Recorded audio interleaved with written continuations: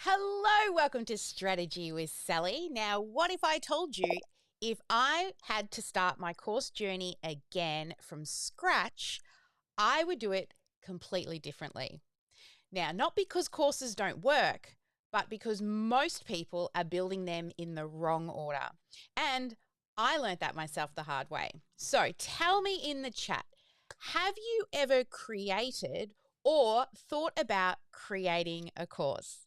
Drop a yes in the chat, or maybe just I'm thinking about it in the chat. Now, as always, we'll kick it off with our theme song.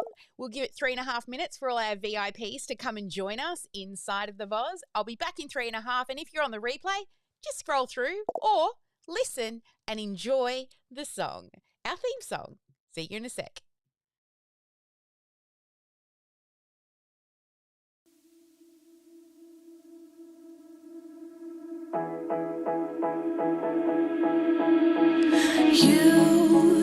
You've been hiding in the shadows way too long. You always thought that you were weak, but babe, you're wrong. Yeah, you better step into the light, just give it a try. Think that it's time you let that spark out. You've been hiding in the shadows way too long. And who cares if you might mess it up? You're stronger than the others think. And who cares if you might mess it up? Go ahead and shine, darling. Go ahead and shine, my dear. 'Cause who cares if you might mess it up? Just shine. You shouldn't doubt yourself, 'cause you're a work of art. You should know that you are perfect with those flaws. Yeah, you better step into the light, just give it a try. Know that it's time you let that spark out. You've been hiding in the shadows way too long. And who cares if you might mess it up? You're stronger than the others think. And who cares if you might mess it up? Go ahead and shine, darling. Go ahead and shine, my dear. 'Cause who cares if you might mess it up? Just shine, shine, darling. Go ahead and shine, my dear. 'Cause who cares if you might mess it up? Just shine.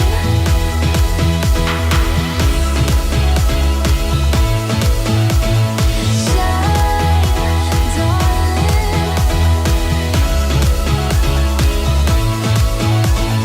Shine. And who cares if you might mess it up? You're stronger than the others think. And who cares if you might mess it up? Shine. Go ahead and shine, darling. Go ahead and shine, my dear. 'Cause who cares if you might mess it up? Just shine, shine, darling. Go ahead and shine, my dear. 'Cause who cares if you might mess it up? Just shine.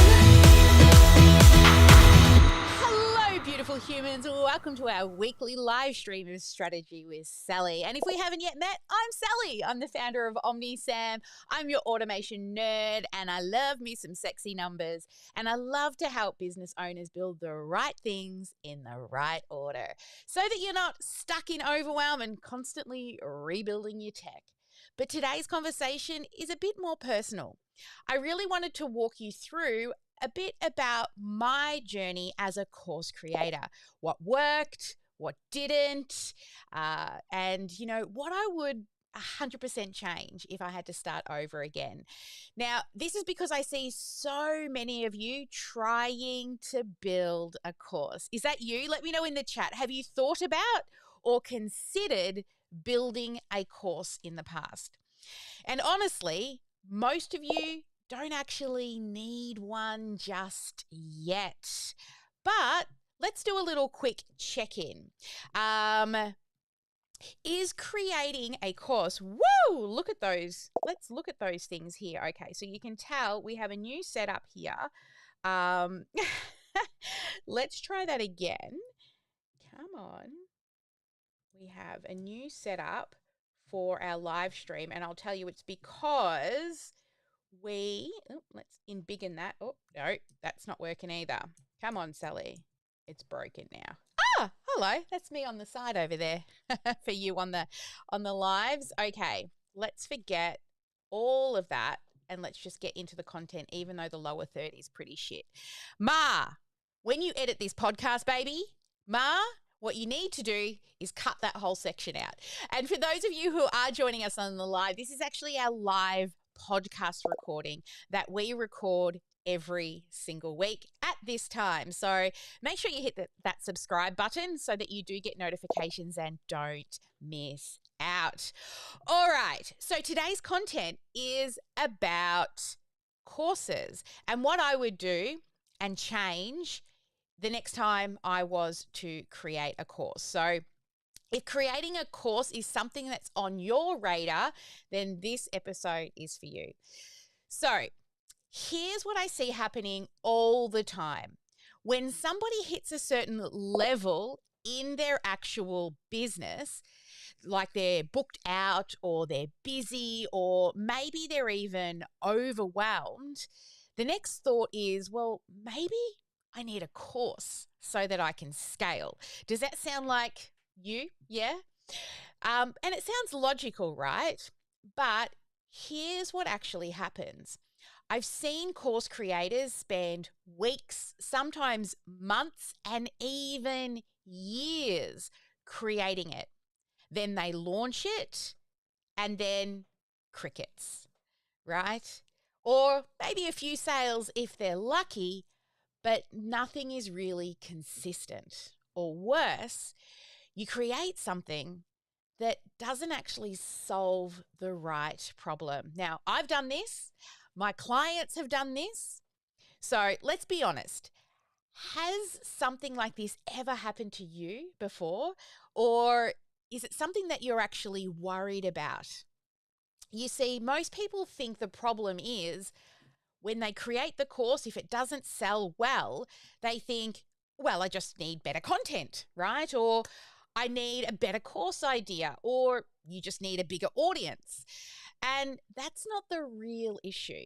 You see, the real issue is the sequence. Courses are not just one step, right? When you put a course together, they're often 3, 4, 5, or 6 different steps. And when you build them too early, then you're building it on really shaky ground. So today, what I want to do is walk you through what actually matters when you put the course together and what really matters first. So let's start with what did work, right? What worked well? And this might surprise you. What worked wasn't the actual course itself. It was everything around it. Things like having a real client experience first. So really knowing what the actual problem is that people would actually pay for to solve. Now, this includes things like testing my messaging, and I did a lot of that live. If you're in our program, you would have seen us, we do message mining, right? So that we can really dig down, and we call it mining because we're digging down into the problems and the problems that people will actually pay for. So lots of testing, interviewing people, or you'll hear it when you work with your actual one-on-one clients.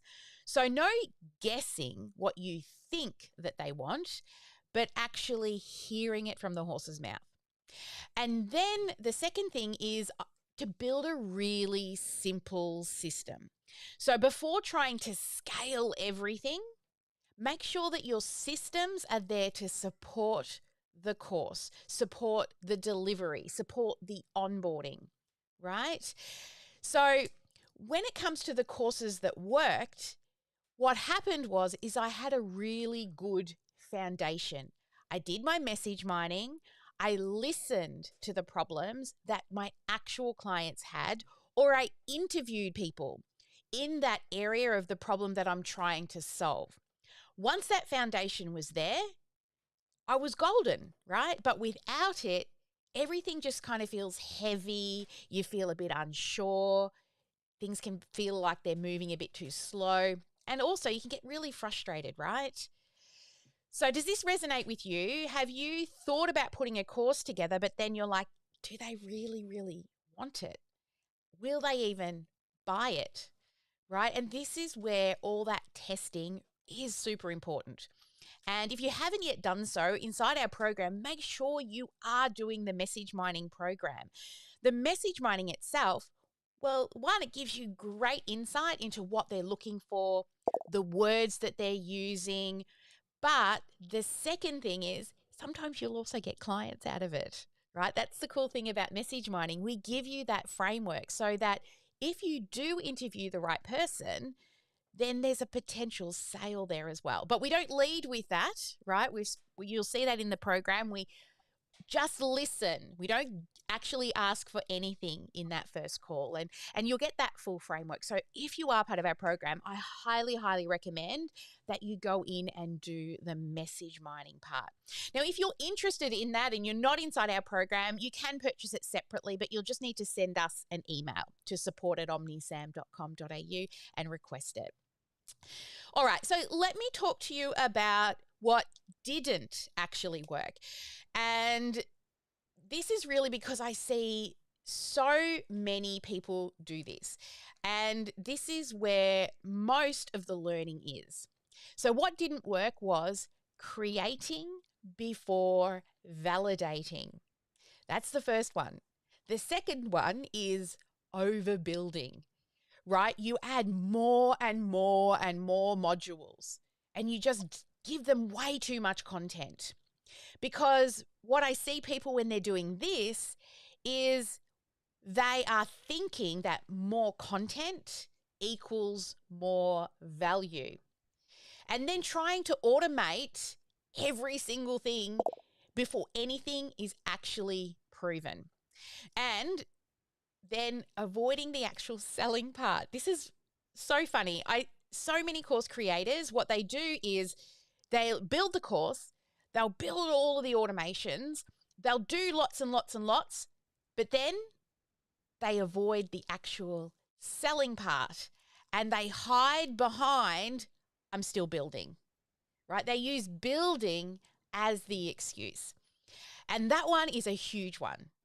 Now, using the course itself as a solution to overwhelm, right, instead of actually fixing your business in the first place, right? So if you're overwhelmed in your business at the moment, I want you to take a little step back and say, are there areas within my business that actually need fixing first to help with all of that overwhelm, right? Before you jump straight into thinking, well, I'm so busy, maybe I just need a course. Maybe there's some areas of your business that just need tightening up a little bit, okay? So a little quick reflection for you is, which one of those feel like what you might be doing right now? Are you just trying to put more and more content in? Or are you somebody who hasn't actually spoken to anybody yet about the problem, right? Or are you just hiding behind the problem, trying to just say, I'm building, but never actually putting it out there? Okay. So let me share with you, I wrote some thoughts down around, if I had to start again tomorrow, here's what I would actually do. First, I would sell it. True. I would actually sell the course first, and then I would build it. Now, the best way to validate if someone's going to pay for your course is they pay you for the course. The best way to validate it is to sell it, right? Then I would jump in and I would build it. The great thing when you build it with your audience is you're not just building it because you want to build it, you're building it with them, for them. So they'll give you feedback along the way to help improve your content.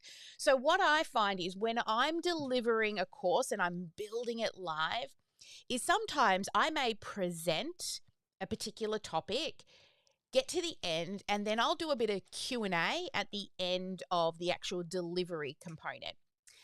That Q&A allows me to then see, did what I teach actually land well? Did they actually understand? And if they didn't, I can reiterate it and re-say it in another way, right? So I'm actually making the course for them, with them.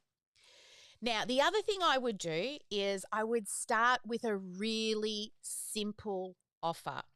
So don't go out there with your full course. Think about what's a small part of the larger course that you're looking for that I could just deliver first. It might be one of your modules inside of your actual course, right? And then deliver that, sell it first, deliver that one module, and then you can start to build upon it. This way we can get it to market faster. Now, if you're somebody who is like, I don't want to build it live, that's fine, but don't go building the whole course. Build a small piece of it, a really simple offer first, right? I would focus on one clear problem, and then I would build the system alongside of that to deliver it. Not after, right? I would build it alongside of it. So as they sign up, I want you to ask yourself, okay, they've joined my course, and then what? Right? What are the onboarding pieces that you want them to have so that they don't get buyer's remorse? Right? Sure, they get that first email and they get their login to the course, but then what? Are you following up with them? Are you touching base with them? You know, inside of our community, we want to get higher than that regular only. So the industry standard is 10% of people who buy a course actually complete it. That's pretty rotten, right? That only 10% of people actually get to the end of a course. Now, we put safeguards in place to try to improve that number. We want to be better than industry standards. So some of the things that we do is in the first week, we do group check-ins for the first 4 weeks, actually. Then it's fortnightly check-ins and then monthly check-ins. And we are literally looking at how far they've gotten through the program. And if they're at 23% and the same time next week they're at 23%, we can hold them accountable to that. Now, it doesn't have to be in-person check-ins. You could automate the check-ins, right? You could send out a message that says, you know, you should be at this point. How are you going with that, right? So I would not just build the course, but I would also be thinking of the customer's journey, right? I would want them to improve that completion rate. Well, that's what we aim for ourselves, right? We want our people to, like, in all the people that we serve, more than 10% of people are actually finishing the course. You know, now once that method has been used with people and it's proven and it's working, it should then become just a repeatable system, okay? And I would aim for passive income that the system can then go on and support them. Aim for predictability. Aim for simplicity, right? So that you have a scalable business model. and also scalable delivery. When we started doing check-ins, they were one-on-one. But eventually we had too many clients that it became one-to-many.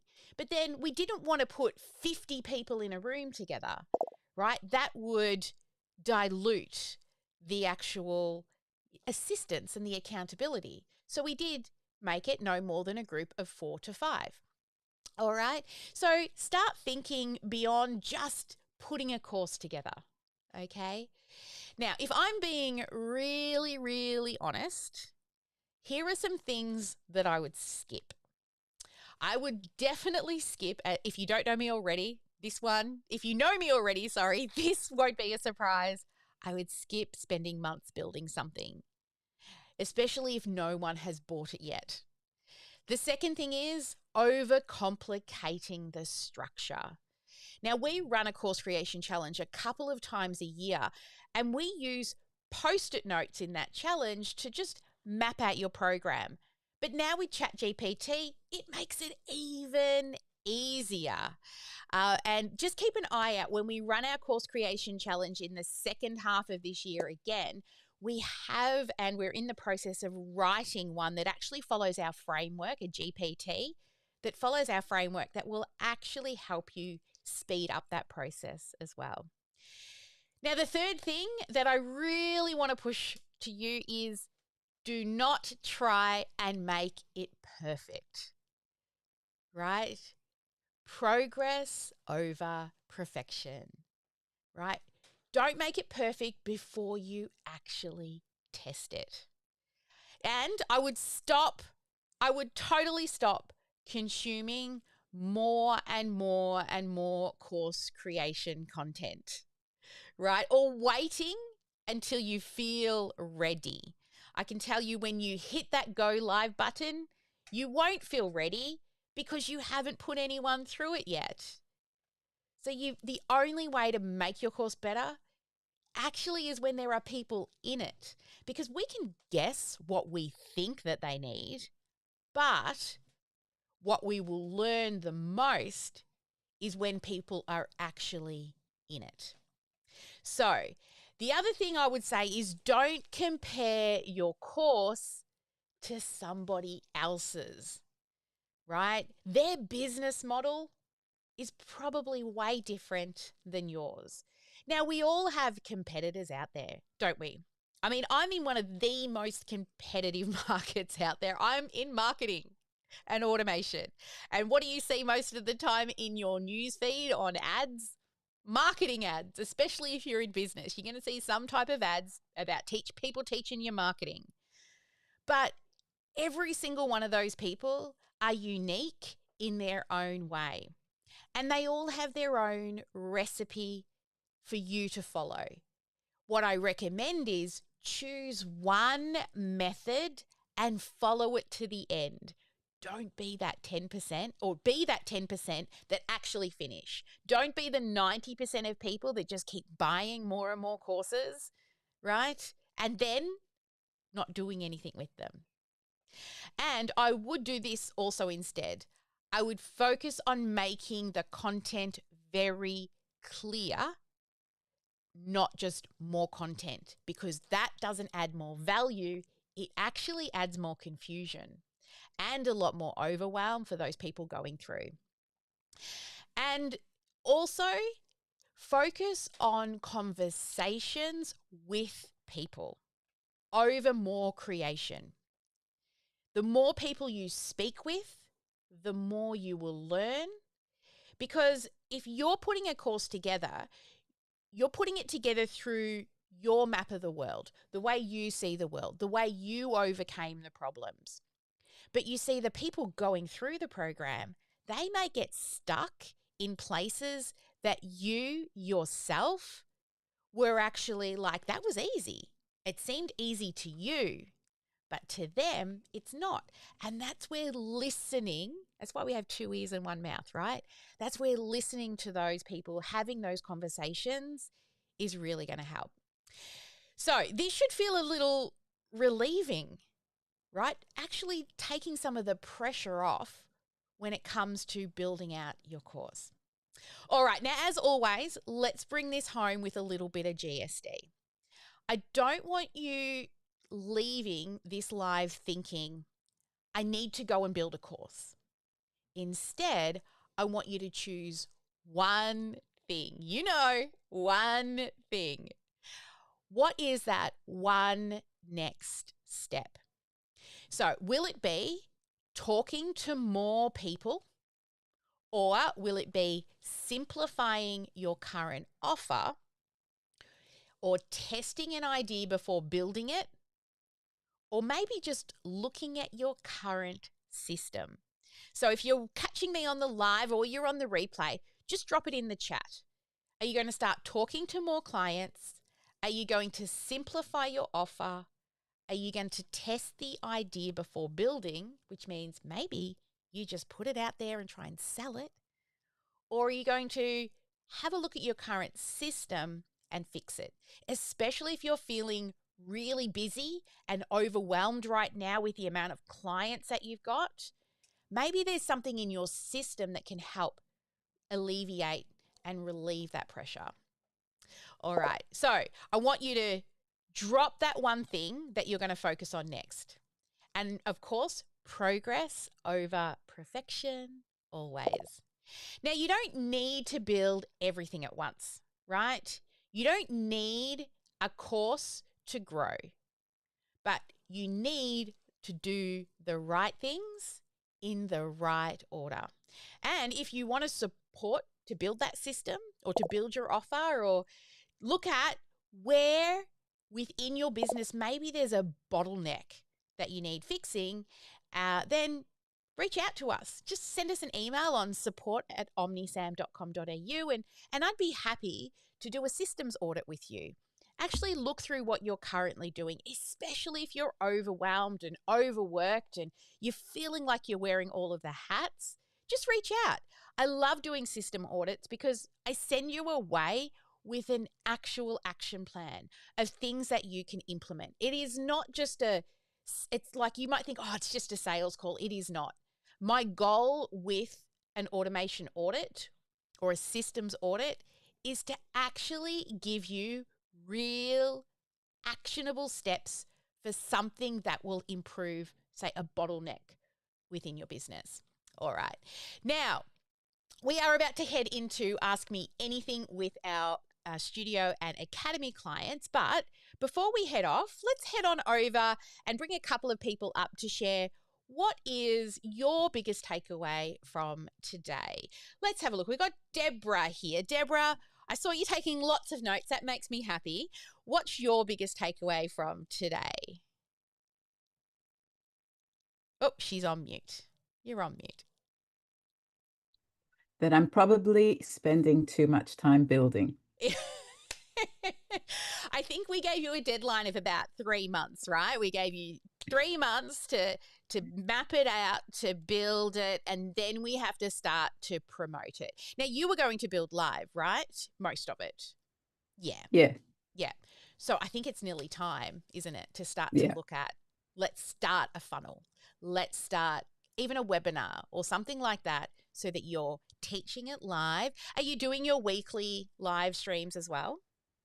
Yes. Yeah. Well, I have been recording them. Yes. Okay. Pre-records are Pre-recording. fine. But you can schedule them to go live at the same time every week, right? So that's great. So that's giving you time to practice your content. But I think, we're about to bite the bullet, aren't we? Yeah? Yeah. We love you, Deborah. Your course is awesome though, right? I've looked through it. I've seen how amazing it is. Why don't you share with everyone who's listening what your course is actually about?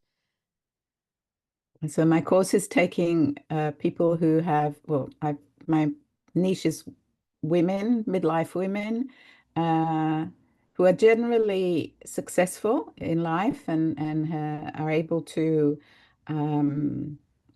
in many spheres, they're able to do exactly what they want to do and achieve. But when it comes to food, when it comes to their eating and their weight management, they're not successful. They possibly have dieted many times and gained weight and regain the weight. Yeah. So they think the problem is food, and my course is to lead them to understand that the problem isn't the actual food. Of course, food is important. What we put in our mouth is extremely important, but the focus is on what leads them into the cycle. Yeah. And it's taking them from a state of what we term blindness, just as a metaphor, for not really understanding where the problem lies, and therefore repeating it over and over again, to a state of liberation. Yeah. And, those people who think they're an emotional eater, right? I eat when I'm happy. Yes, I eat when I'm sad. I eat when I'm angry. yes, I had a good day. Let's have a celebrate. yes, We that's had a bad exactly right. day. Let's comfort that. Yes. Yes. Yeah. So, So, so people call it. They know the name. They know the term emotional eating. They know that they eat for all these different emotions, but they don't really make the connection to why are they eating when there is an emotion? How does an emotion relate to food? yeah. Yeah. Yeah. Awesome. And look, I can't wait. You've been working on it. You've been doing such a Yeah. great job. And Thank yes, you. I think when we move into Ask Me Anything and some GSD, let's start talking about that next step. Let's start looking at your launch. All right. The other person, let's bring up Sharon. Come on up. Have you just done your hair, lovely? Dyed it the other week. Yeah. See, it's been Got a rid of little all my bit. greys. What was your biggest takeaway today, my love? To stop thinking about it and just do it. Yeah. Yeah. I'm the same as Deborah. I'm just procrastinating and just, trying to fix a funnel and trying to do this and trying to do that. And I've just got to just do it. Yeah. It's yeah. I think it's time. It's Both of you lovely ladies, I think it's yeah. time, isn't it? That we Yeah. try to put it out there now and get our ask into gear and Yeah. show people what it is you do. Your method, why don't you share with the world, the people that are listening, what it is that your program's going to be about? Okay, so mine is helping mums and dads stop the 4 p.m. what's for dinner. It's about simplifying cooking and not just having the same 5 meals on repeat. It's about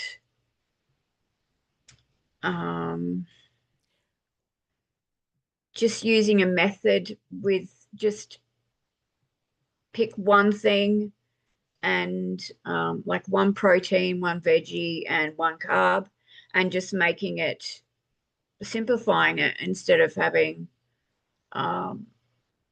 50 ingredients. Yeah. Yeah. I love your catchphrase, real food. Yeah, real food, real easy. Real easy. Yeah. Yeah. Yeah. And that's it. Like that 4 p.m. Oh my God, what am I going to do for dinner feeling? Yeah. Yeah, we've all been there. My husband actually goes, it's 4 o'clock. Yay! He gets to go shopping. It's his happy place, he tells me. He loves to cook. He loves it more when my daughter's home because I love food. I do like food, but he loves like all the things. I always say, oh, you love cooking. He goes, no, I just follow instructions really well. I'll have to give him some of my recipes. You totally should. And yes, and then we can get him cooking them and giving some testimonials for you. We should definitely do that. Yes, definitely. Yeah, that sounds like a really good idea.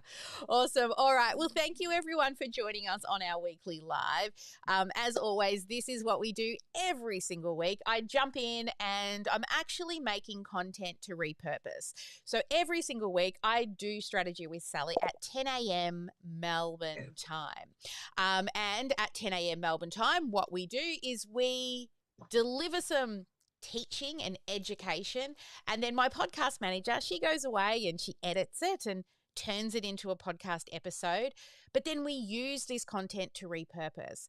Now, inside of our community, we are always asking our people to go live at the same time every single week. it becomes a habit then. At the beginning, it's a little bit more like drawn out, but eventually it becomes a habit, right? You're not like, oh, I've got to go live. It's like, I got up this morning, Denny, my husband goes, oh, it's Strategy with Sally Day. Do you need me to set up your computer? Right? So we know it's what we do every single week. So that's what I would like to see you do. If you have a product or a service that helps people, why don't you go live once a week and help people? Eventually, people will start to get to know you, right? Like you, trust you. And those that don't, that's all right. That's what the good block button's for, right? We don't need to be surrounded by negative people. But we go live and we share what it is we do, and we share it with passion. And then it's not really about getting new people when you use your live. It's more about nurturing those people that already follow you. And especially now with the way the world is, right? We're all on the phone scrolling, doom scrolling. And if you're popping up more regularly in people's news feeds, then when they do need you, they go, oh, yeah. Oh, well, that Real Food, Real Easy lady, I should go to her, right? Or that emotional eating person, I definitely need them. And so when they're ready, you're still popping up. So a little extra challenge for you is pick a weekly day and time and make it regular.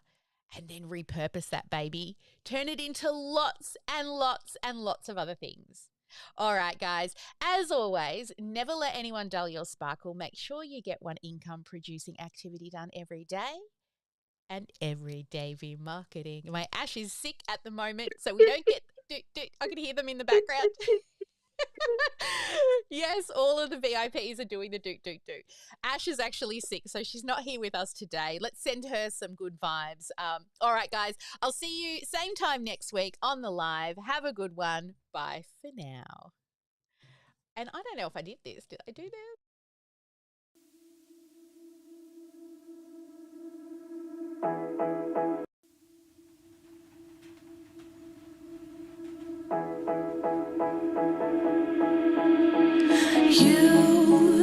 You've been hiding in the shadows way too long.